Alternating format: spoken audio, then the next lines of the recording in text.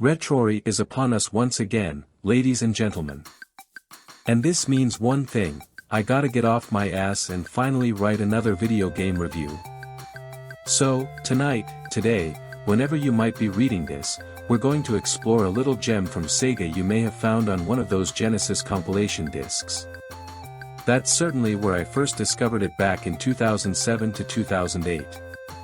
I was fortunate enough to run across an original cartridge for $7 a couple years ago, and thus my library of Genesis games was even closer to being complete. I think at this point it's clear I like this game. But how much do I like it? Playing it again for evaluation was much like this review. I knew I liked the game, but I discovered for myself just how much. Game Ground is an incredibly unique game. You start out with 3 warriors who will individually take to an overhead view battlefield. The objective is to either A, get as many of your warriors to the end of the stage via the exit sign as possible, or B, kill all enemies on screen. You control one character until you die or make it to the end. After that, you select the next person on your team who will take to the battlefield. Certain stages have one or more captive allies on the screen. If you collect, rescue, and bring one to the exit, that person becomes a new addition to your team and you can choose him or her in the following levels. If one of your characters dies, they will become one of these tiny allies. They can be rescued and brought to the exit by another one of your characters, thus returning them to the team. If the next person on your team dies and you did not already rescue one of your fallen troops, that warrior replaces the previous one you lost, removing him or her from that stage. And of course, if you fail to bring any member of your team to the exit, you will earn a game over, forcing you to use one of your precious and limited continues. That's right, this game is unforgiving, old school style, without a save feature. My favorite. Not being sarcastic, by the way. I really do prefer these types of games. Refer to my Super Mario Bros. The Lost Levels review for reference. The game packs in 20 total characters. Each one has a standard multi-directional shot and a specialty weapon ranging anywhere from a long shot to a boomerang, to a rocket, to a small barrier. Discovering new warriors' abilities is fun, and it pays to learn how they work. Attacks vary quite a bit. Some can span up to the entire screen, some fire in unique directions, and some can be tossed in an arc. Certain warriors are able to hurl their weapon much higher than others, allowing them to hit enemies on elevated planes. Some will only throw their secondary weapon forward, which can be beneficial against a line of opposing troops. And if that isn't enough, you also have warriors who fire from their right and warriors who fire from their left, which will come into play much more in the later levels. As you approach a new stage, you'll want to choose the warrior best suited to either clear a path for the others or decimate everyone on the battlefield. The best way to describe Game Ground's gameplay is that it is a war of attrition. It's slow-paced, but still action-packed and engaging. The screen is loaded with enemies who hurl projectiles from every corner. And they are both dogged and relentless in their quest to hunt you down. You must be tactful and methodical in your approach to successfully make your way to the end.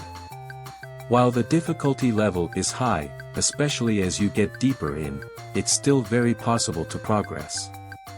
At no point does it seem unfair, even at its most intense. Well, let me take that back. There are a couple of bullshit levels later on, but considering how few they are, I'll give this game a pass. It takes time, careful maneuvering, and a bit of strategy, but as you progressively clear the field, you will feel a great sense of accomplishment. Believe me, this game is addictive fun. There is a single-player option and a two-player option. This is one of the few games where I've played the two-player mode almost exclusively, forcing me to dust off old friends for each occasion. Before this review, I don't think I had ever played Game Ground by myself. And oddly enough, I made more progress playing solo than with a pal of mine by my side. I'm not sure if this is because there's less distraction without a cohort or just a coincidence, but it does seem as if it's easier to take this game for a spin by yourself. And still quite fun. Though I'll admit, I have not progressed beyond the third round when playing the physical copy. Cue the losing horn from The Price is Right. I did make it all the way to the final round on an emulator though. Using the fuck out of save states. Cue the losing horn from The Price is Right again. There are 5 rounds, each broken up into 10 boards with boss fights thrown in. Yes, I'm using the old school arcade term for level, as this is an arcade-style game with a fixed screen. This is an early Genesis title, so it's not a prime example of the system's graphical capabilities. However, considering how small everything is on screen, they did a pretty decent job giving us in-game elements that are discernible and clear, so long as your monitor's resolution is sharp.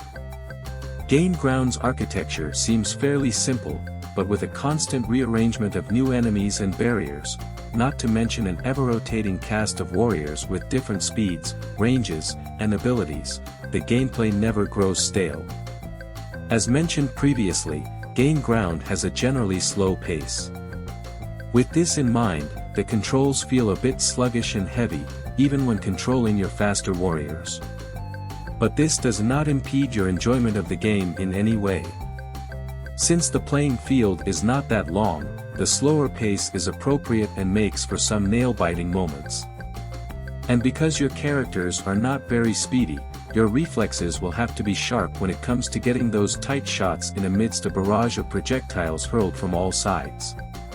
There is a timer, which really matters in this game. Sometimes killing all opposing forces on screen can run up the clock. In situations where you only have 1 to 4 warriors on your team, you may just want to bring them all to the exit after clearing a safe path. But if you have a greater number of characters, it can be faster to kill every attacker on that board. Failing to bring everyone to the exit in time without killing all enemies will not force you to lose the level, but those who are left behind will not be with you for the next stage. With that in mind, you'll have to use your best judgment and keep an eye on the clock. Just don't forget to rescue as many allies on screen as possible before you fell that last enemy. The music is unmistakably early Genesis with its simple, tinny, lo-fi, arcadey synth. It's repetitive but catchy. And thank God it is catchy, because tracks repeat for every stage within a round. I definitely enjoy it though, as the music has been running in my head throughout the entire process of writing this review. Gain Ground is up there with my favorite Sega classics. It's simple and easy to pick up, fun by yourself or with friends, aggressively challenging, and a one-of-a-kind game overall. While I might be able to find 1 or 2 imperfections here or there, Gain Ground has no notable flaws. It is perfectly executed and perfectly fun.